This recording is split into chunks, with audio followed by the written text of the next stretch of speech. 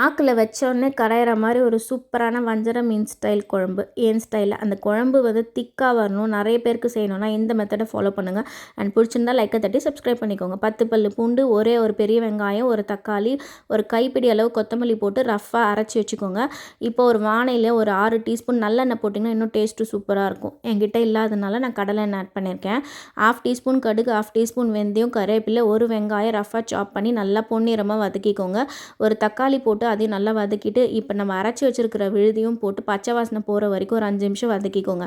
1/2 teaspoon மிளகாய்த்தூள், 1/4 teaspoon மஞ்சள் தூள் போட்டு நல்லா வதக்கிட்டு முழுகிற அளவுக்கு தண்ணி ஊற்றி ஒரு நெல்லிக்காய் அளவு சைஸில் புளி நல்லா திக்காக கரைச்சி அதுக்கப்புறம் காரம் பத்தலன்னு ஒரு டீஸ்பூன் மிளகாய்த்தூள் ஆட் பண்ணி 10 நிமிஷம் மீடியம் ஃப்ளேமில் வச்சிங்கன்னா குழம்பு இந்த மாதிரி சூப்பராக திக்காக வந்ததுக்கப்புறம் ஒரு 3 வஞ்சரம் மீன் வந்து குழம்புல ஆட் பண்ணிவிட்டு அதை நல்லா முழுகிற அளவுக்கு வச்சுட்டு 5 நிமிஷம் மூடி வச்சிட்டிங்கன்னா சூப்பரான வஞ்சரம் மீன் குழம்பு என் ஸ்டைலில்.